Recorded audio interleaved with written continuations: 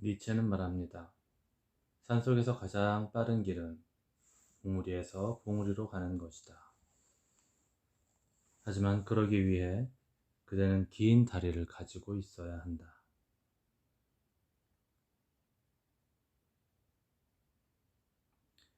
지구별 여행자로서 우리는 나를 깨달아야 비로소 우리에 이룰 수 있습니다.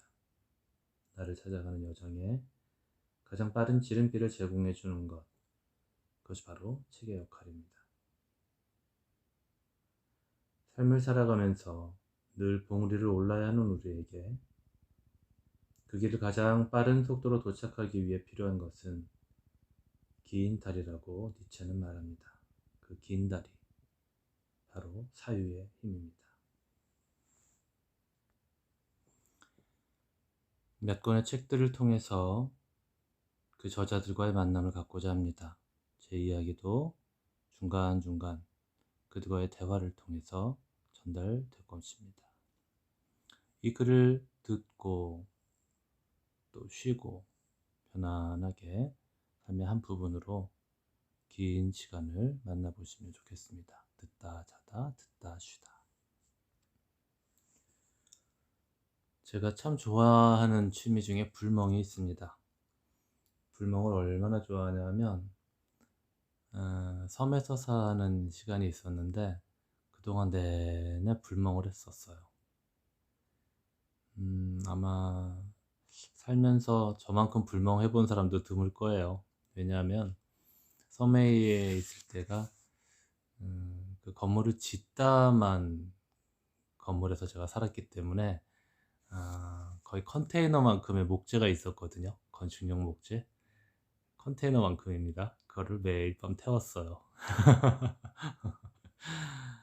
예전에도 캠프파이어 할 기회들이 교회를 다녔기 때문에 매년 있었는데 그럴 때마다 혼자서 새벽까지 그 캠프파이어 끝난 후에 불을 지키고 앉아 있곤 했습니다. 불이라는 것이 느낌이 참 대단하죠. 불이라는 이미지는 사실 엄청나긴 그 예술의 모티브가 되어 왔죠. 불은 살아있고 또 우리가 살아있음을 깨닫게 합니다. 따뜻하고 그러면서도 또 뜨거워서 파괴적이기도 하죠. 불이 가진 열은 실체의 풍부함과 영속성을 말해줍니다. 불은 빠르고 동태적이고 치열합니다. 어느 한순간도 불은 같은 모습이 없어요. 밤새 한번 쳐다보세요. 같은 모습이 있나. 한순간도 그 자리에 멈춰 있지 않고 따라서 우리의 삶이 사실 불과 많이 닮았다는 생각을 하게 합니다. 현대인들이 끊임없이 영상을 보는 것도 우리네가 원시적인 삶을 살 때 불멍을 보는 것과 같다라는 말이 있죠. 우리들이 이런 일상을 살면서의 그런 정체되어 있고 확정되어 있는 세상을 불이 가진 그런 역동적인 또 변화무쌍한 그런 감각을 통해서 다시 원래의 우리의 원초성, 야수성이 눈뜨게 하는 시간들이 불멍일 것 같습니다. 불을 통해서 우리는 내적으로 우리 안에 불이 당겨지기를 희망하게 됩니다. 이런 감정 상태, 그래서 우리는 항상 불에 대한 로망이 있는 것 같습니다. 그 로망이 끊임없는 시청하는 모습이겠죠. 불은 변증법적인 존재입니다. 존재하지만 또 끊임없이 자신을 부정합니다. 그러다가 다른 단계로 비약합니다.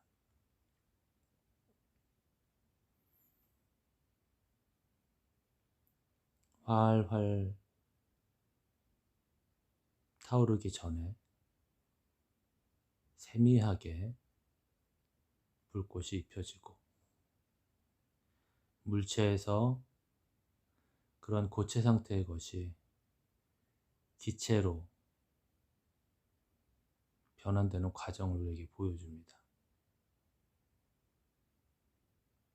물질이 본인의 형질을 잊고 잊어버린 채로 제로화해가는, 산화되어가는 과정을 우리는 연소라고 말을 하지만, 조금 더 깊이 바라보면 무형의 것이 유형의 것으로 바뀌고, 또 유형의 것이 무형의 것으로 바뀌는, 우리가 눈으로 감각하기 어려운 그런 물리적 사태들은 바로 플라즈마라고 하는 그런 불꽃 상태를 통해서만 우리에게 감각됩니다. 파동을 이야기하는 저의 입장에서는 존재한다고 믿었던 이런 물체들이 사실은 존재 안 하는 존재였음을 알게 하는 가장 극적 순간이 바로 불을 보는 것 같습니다. 불은 순수한 동시에 격정적이고, 유일한 동시에 보편적이고, 극적인 동시에 충실하고, 순간적인 동시에 영원합니다. 사랑하는 존재가 바로 불같은 존재라고 말하는 이유입니다. 뜨거워서 좋기도 하고 뜨거워서 싫기도 한 존재, 활활 타올라 부드러운 한 줌의 재가 되어버리기도 합니다. 그러면 그 재 속에서는 무엇이 다시 탄생할까요? 왜 인류 역사의 모든 예술과 도리들을 둘러싸고 있는 모든 미디어들은 사랑을 불로 표현할까요? 사랑하다 죽어버려라, 사랑으로 타올라라, 하나같이 말합니다.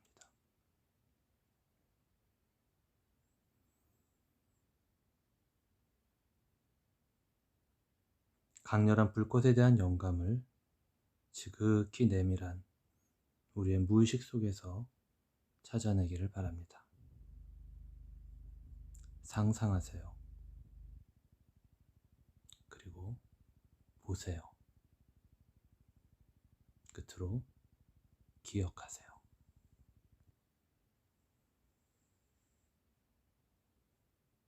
불과 연결된 이미지로 그리스 신화를 한번 만나볼까요?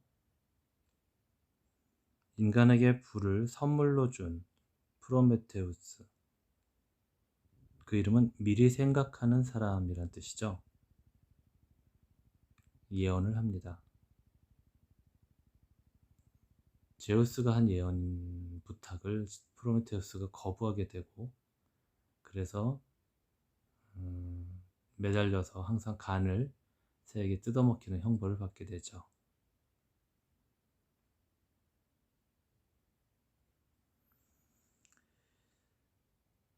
또 반면에 인간을 벌하기 위해서, 왜냐하면 불을 선물 받았기 때문에 그런 인간을 벌하기 위해서 제우스는 판도라라는 여자를 만들어서 에피메테우스에게 선물하죠. 에피메테우스라는 이름은 때늦은 지혜, 행동하고 나중에 생각하는 사람, 아우스포큰? 예, 아우스포커, 예, 예, 포함되겠네요. 이 판도라의 상자는 호기심이죠. 키워드가 호기심입니다. 인간에게 금기되어 있는 것, 그것에 대해서 선을 넘는 것이 그리스 신화에서는 내내 많이 경고됩니다.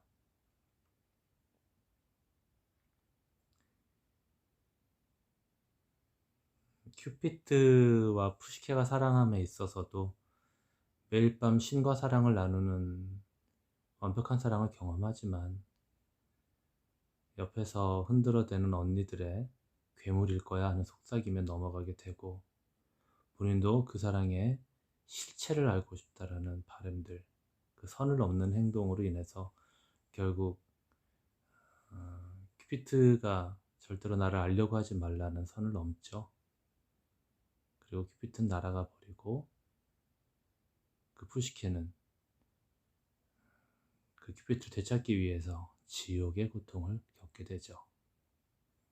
푸시케를 영혼이다라는 뜻의 이름을 가진 거라고 볼 때 인간의 영혼이 진정한 사랑을 얻기 위해서 무엇을 지켜야 하고 어떤 과정을 거쳐야 하는지 생각하게 되는 이야기입니다. 제가 사람들에게 자주 말하게 되고 저도 많이 경험하는 건데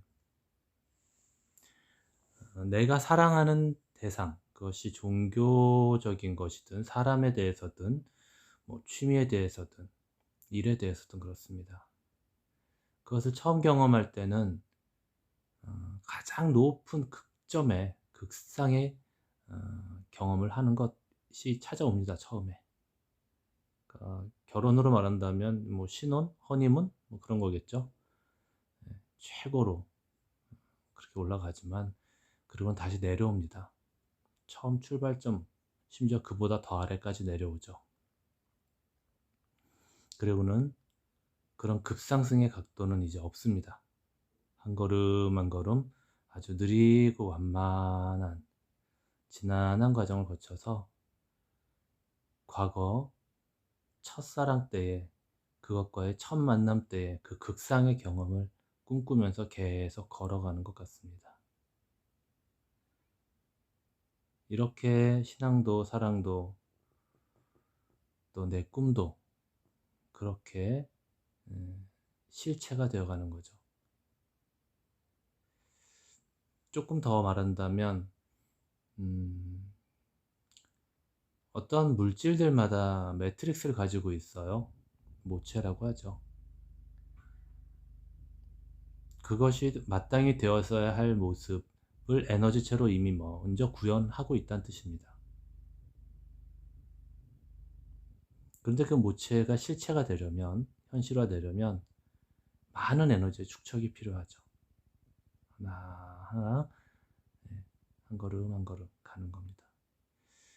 제가 초등학생들 캠프를 한 적이 있었는데 심화 과정에 캠프를 하는 학생들과 아침에 산책을 했어요.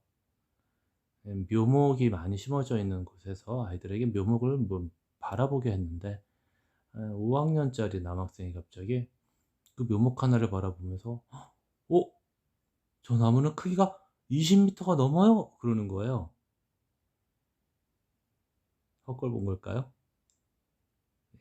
방금 말씀드린 매트릭스죠. 그 나무는 20m 가까이 커 나갈 겁니다. 그게 그 나무에 되었어야 할 나죠. 우리로 말하면 라이프 디자인이 완성된 상태죠. 이 친구가 눈이 열려서 그걸 본 거죠. 하지만 그 묘목은 무릎 높이밖에 되지 않았습니다. 장차 그 묘목이 20m까지 자라려면 어떻게 해야 될까요? 가꾸는 이들의 수고와 온 우주의 도움과 그 나무 자체가 의지를 갖고 스스로 하는 노력들이 필요할 겁니다.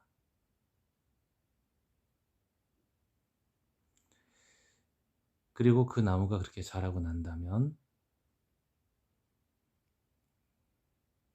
어쩌면 아주 커다란 불꽃이라는 과정을 통해서 나무에 매었던 그의 일생의 모든 수고를 끝내고 아주 자유로운 원래의 모습으로 그렇게 바뀌어갈 수도 있겠네요.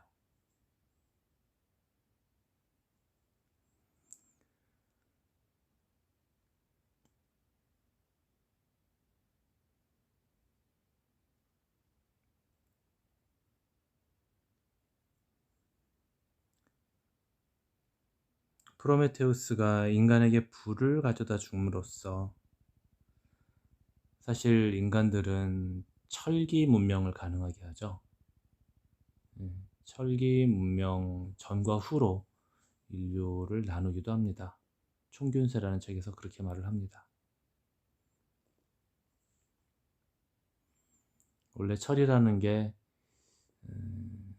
그 낮은 온도를 사용하는 가운데에서는 알루미늄보다 약하거든요. 그러니깐 그걸 두드리게 되죠.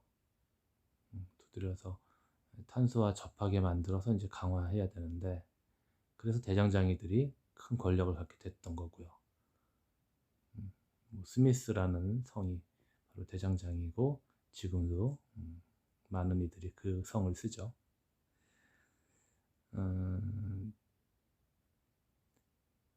더 높은 온도로 철을 재련할 수 있게 됨으로써 인간은 더욱더 큰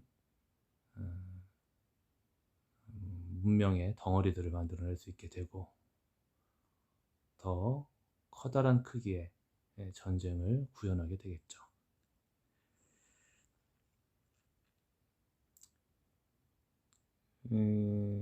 인간에게 불이 주어졌을 때 바로 이런 문명과 예술과 과학이 급 신장하게 됩니다. 불은 그렇게 세상의 모든 것을 이전과 이후로 바꿔버립니다.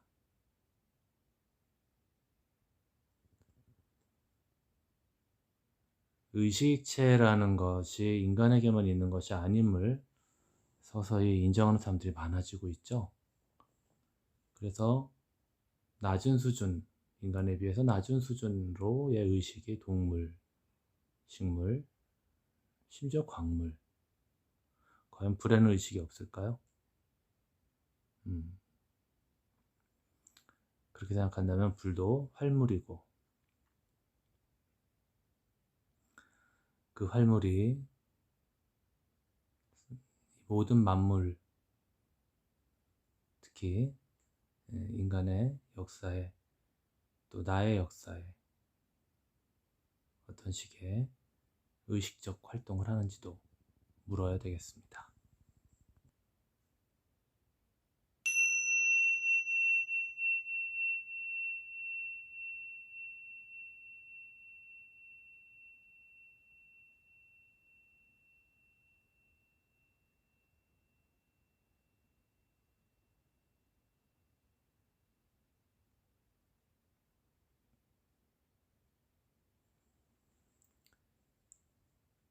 우리가 의식체라고 생각하는 그 대상을 확장해 보면요, 결국에 이 지구가, 또 우주가 의식체다라는 곳에 도달하게 되죠. 가이아 이론은 바로 거기서 비롯되는 것 같습니다.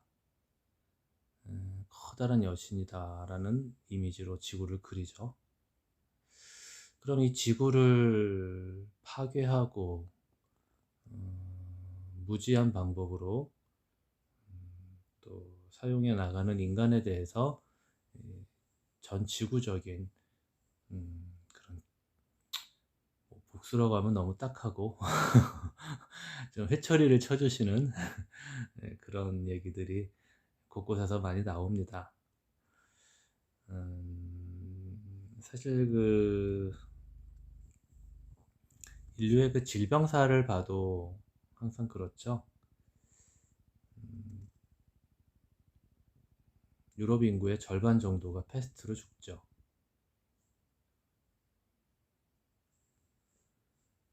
또 전쟁을 통해서도 인류는 그렇게 개체수를 줄여나가죠. 뭐 그거는 이기심 때문이네, 뭐 다른 무엇이네, 뭐 이렇게 얘기를 하지만, 사실 또 한쪽의 의학에서는 미생물이라던가 기생충이 인간의 의식을 지배한다고도 하거든요. 예전에는 그걸 이제 귀신 또는 신으로도 봤습니다. 뭐 예를 들면 고양이에 기생하는 기생충이 있다고 그래요. 그거가 고양이가 빠르니까 어려우니까 먼저 쥐에게 기생을 한답니다. 쥐가 그 기생충에 감염이 돼서 갖게 되면 고양이를 두려워하지 않고 이렇게 맞서고 당당하게 숨지 않고 그렇게 용감해지는, 그래서 고양이도 잡아먹히는 그런 모습을 만들어낸다 그러죠. 또 새를 숙주로 삼는 그런 바이러스인가 기생충인가 그것도 똑같다 그래요. 애벌레에 먼저 기생을 하게 되고 걔네들이 그거에 기생이 되고 나면 가지 끝에 올라가서 나 잡아잡수 하고 이렇게 서 있게 된다 그러네요.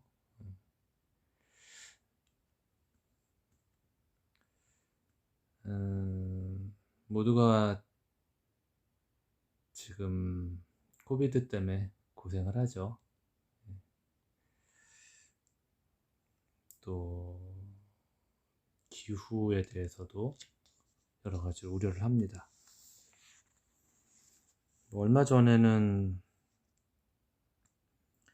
미국 캘리포니아에서 11,000번 정도의 번개가 4월 동안 끊임없이 쳤다고 그래요. 그래서 20건이 넘는 산불이 발생하고 마을들을 전소시키고 서울의 절반 정도 되는 면적을 다 태워버렸다고 그렇게 얘기하죠. 전 세계적인 만류에도 불구하고 브라질의 그 산림은 계속 빠르게 파괴되어 가고 있습니다. 이런 생각을 하면 우울하죠. 저는 우울한 게 코비드로 인해서 사람들이 아주 당당하게 일회용품들을 마구마구 썼다는 거예요. 배달이라는 방식으로, 테이크아웃이라는 방식으로. 저는 종종 그런 꿈을 꿉니다. 쓰레기를 버리기 위해서 우주선을 띄우는.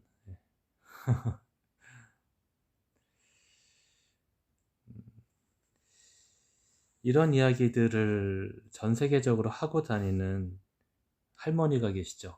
제인 구달. 비행기를 집삼아서 매년 한 300일쯤을 세상 여기저기로 다니면서 지구온난화의 위험을 간절히 호소하고 계시다 그러죠. 근데 그분을 통해서 우리가 교육이라는 걸 생각하게 돼요. 여러분들이 어린 자녀를 갖고 계시다면 이 이야기를 한번 들어보시면 어떨까 싶습니다.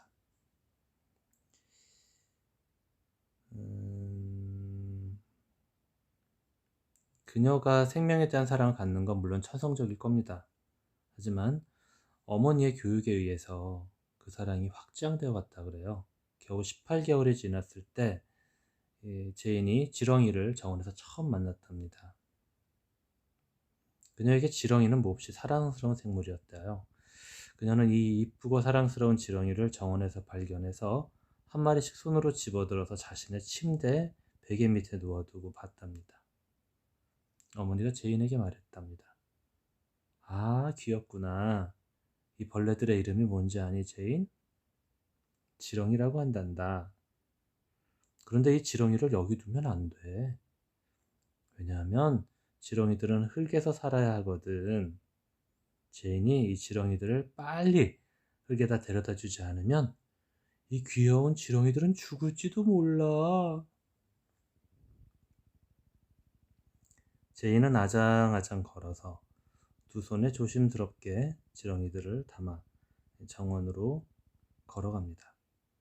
그리고 말하죠. 너희들은 여기서 살아야 한대. 내가 자주 너희들을 보러 올게. 제인의 어머니는 제인을 자연으로 안내합니다. 제인이 흙, 햇빛, 새, 벌, 곤충 이런 작은 생물들을 사랑할 수 있도록 그렇게 안내합니다. 제인은 6살 때 닭이 어떻게 달걀을 낳는지 너무 궁금해서 5시간 동안이나 꼼짝 않고 앉아서 닭을 관찰했답니다. 제인의 어머니는 제인이 자유롭게 자연과 자라날 수 있도록 안내한 아주 지혜로운 선생님이었군요. 제인은 8살이 되면서 자연과 동물에 관한 책을 부지런히 읽기 시작합니다. 제인의 어머니는 제인이 글을 알기 전부터 온갖 동화들을 읽어줍니다. 글을 읽기 시작하면서부터는 스스로 많은 책을 읽었던 제인. 그러다가 휴 로프팅의 둘리틀 박사 시리즈를 만나게 되고요. 제이는 둘리틀 박사를 처음으로 찾아가 만나게 됩니다. 그녀는 동물을 사랑하는 둘리틀 박사 시리즈를 통해 아프리카에 가고 싶다는 꿈을 갖게 되죠. 그리고 이 꿈은 결국 그녀를 아프리카로 인도하고 그녀는 침팬지와 가장 가까운 사람이 됩니다. 침팬지에 대한 그녀의 사랑은 그녀를 고등학교만 졸업하고 바로 박사학위를 받는 특별한 이력을 갖게 만듭니다. 그녀는 침팬지를 경유하여 동물과 생물, 자연 환경과 지구별에 대한 환경 인식 문제까지 확장해 갑니다. 의식의 확장은 경험을 통해서 이루어집니다. 사랑, 존재에 대한 지극한 사랑을 경험해야 합니다. 우리는 그렇지 않으면 인간이 지구별에게 준 것들을 고스란히 되돌려 받을 수도 있습니다. 혹독한 시련이란 이름으로 말이죠. 우리 모두 죄인 구달이 되어야 합니다. 지구별을 살리고 우리 모두 건강하게 또 내 사랑하는 자녀들까지 그 삶이 이어지길 원한다는 말이죠. 자연은 곧 내 몸입니다. 제가 어느 의사 선생님을 깊은 최면 상태로 안내를 하면서 그분이 그 자신의 영혼을 만나게 한 적이 있었어요. 오래지 않은 일입니다. 그분한테 이 코비드를 물어봤죠. 코비드-19 이거 어떻게 될까요? 물어봤더니 그 영혼이 한 대답이 이래요. 사람들이 너무나 놀러 다니고 몰려다녀서 혼자 조용히 자신을 만나고 자성할 수 있는 기회를 주기 위함이다. 이렇게 말합니다. 금방 끝나나요? 그랬더니 결코 금방 끝나지 않는다. 사람들을 만날 수 없어서 혼자서 골방에서 죽어갈 것이고 사람들과 만나면 밖에 나가서 죽게 될 것이다. 이렇게 말을 하더라고요. 상당히 오싹했습니다. 그래서 이러한 자성이 끝나고 사람들의 의식이 성장할 때쯤에 이러한 코비드가 잠잠해질 것이지만 그렇다고 해서 이것으로 끝나는 건 아니고 또 다른 일들이 이어질 거다. 이렇게 그 영혼이 말을 해줬습니다. 우리의 영혼이 의식적인 그런 지구와 연결되어 있다라는 걸 믿는다면 이런 세션들을 통해서 영혼의 이야기를 들을 때 그 이야기는 사실은 거의 하나님의 소리라고 이해해도 지나치지 않습니다. 실제로 그런 보편적인 이야기들을 항상 해요. 내가 내 삶에 대해서 나의 이익이라는 나의 쾌한 경험이라는 유쾌한 경험이라는 그것으로만 각도를 좁혀서 보지 않길 바랍니다. 열어놓고 비워진 상태로 내가 나와 만난다면 그것이 곧 우주심과의 만남으로 이어집니다. 당연히 지구, 더 나가서 우주까지의 커다란 존재로의 확장이 느껴질 것이고 경험되어질 것입니다. 인생의 작은 경험에 천착해서 거기서 뱅뱅 도는 것이 아니라 나의 본래에 마땅히 되었어야 할 나의 근원 주파수, 내 안의 신성, 우주심 격자의 한 점을 차지하고 있는 나를 항상 바라보면서 살아갔으면 좋겠습니다.